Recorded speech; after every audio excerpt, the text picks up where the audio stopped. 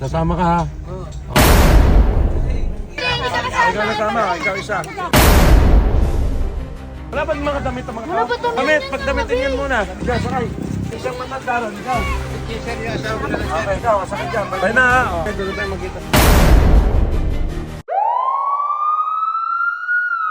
Pulis na nandampot pero wala namang warrant. Pwede ba yan? Ipapakita ko sa inyo. Ito na nga't gagawin ko. Marahil marami na namang iiyak dito dahil may dadamputin ako kahit wala naman akong dalang mandamyento de aresto.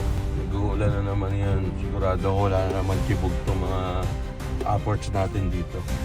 Libre natin birthday ko. Yan! Sa mga bata dyan. Samahan mo lang itong mga bata. Kakain lang tayo saglit. Kasama ka ha? Oo. Ganito mo lang yung gagawin, pare ko. Alam ko kasi maraming nagugutuman sa lugar na to. Hindi naman pag sinabing dinampot e inaresto. Dinampot natin sila para mapasaya at busugin ang mga batang ito. Ano mga damit nyo? Magdamit kayo, magja-Jollibee tayo. Uy, huwag mo paluin. Tingnan nyo kasi sir, oh. Nilagyan na ito. Ganito talaga ang tunay na sitwasyon sa lugar na to. Alam at ramdam ko kasi lumaki ako rito. Dala ng kahirapan, wala naman silang pagpipilian, kundi lumaban para sa kanilang kinabukasan.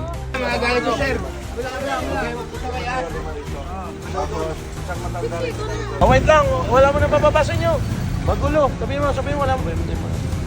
Yan, balik lagi.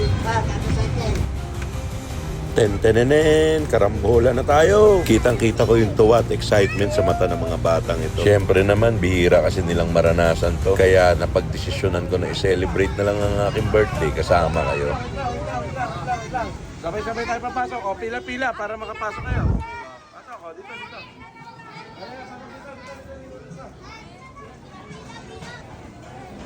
Napakasaya sa pakiramdam kasi alam kong priceless moment ito para sa mga batang to. Welcome here at Jollibee, Cavite City.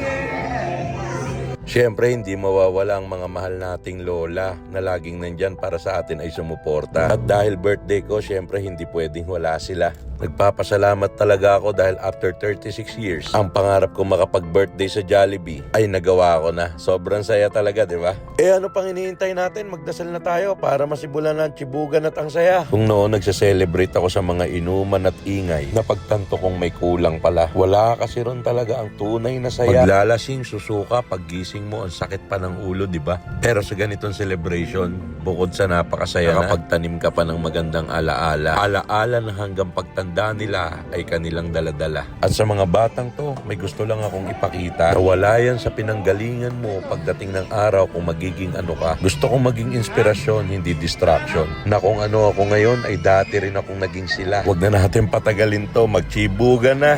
Kung umabot ka sa part ng video ito, gusto lang kitang pasalamatan, tropa, na kung hindi dahil sa mga kagaya at suporta mo, ay hindi ko sila kayang mapasaya. Pwede mo ba akong tulungan at sabihin kong tigasan ka? Dahil baka isang araw dyan naman magtagpo ang ating mga mata. At maglalambing na rin ako dahil malaking bagay talaga ang like and share mo para sa kanila. Hindi ko talaga in-expect na aabot tayo sa ganito. Sa totoo lang talaga, hindi ko naman to pinlano. At hindi ko rin talaga alam bakit talaga ako nandito. Gusto ko lang pasalamatan yung mga tao na naging daan bakit tayo nandito. Jollibee, maraming salamat sa'yo.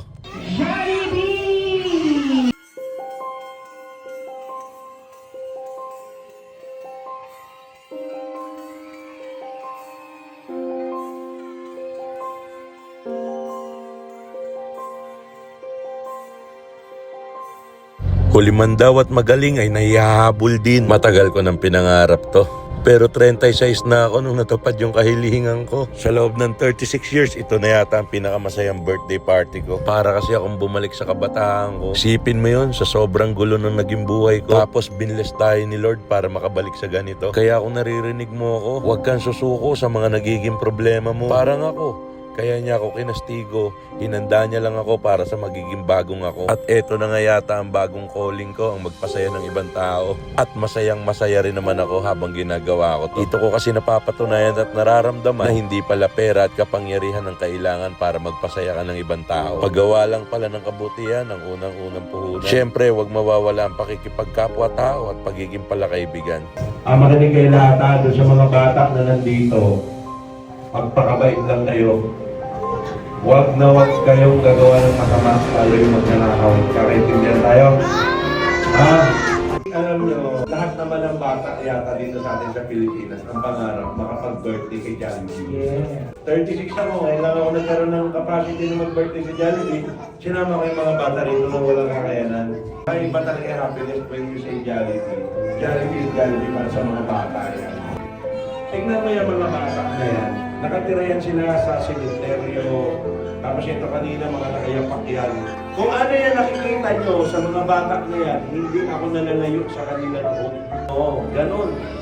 Kaya yung pakiramdam nila, alam ko, deserve nila maging masaya. Yung birthday natin, ipapil natin sa kanila kung ano ba talaga yung happiness meron dito pagtapos nilang kumain.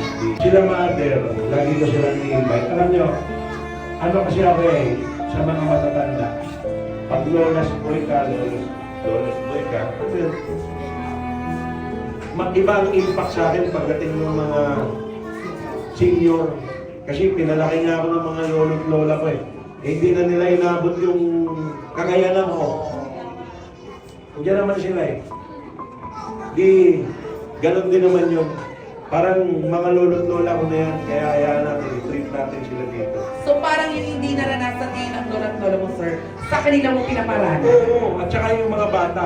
Yung mga bata talaga yan. Sabi ko kasi, swerte lang ako. Kung hindi ako nakaalis doon sa lugar na yun, baka nakakulong ako ngayon. Ganon ang environment na kinalakihan ko.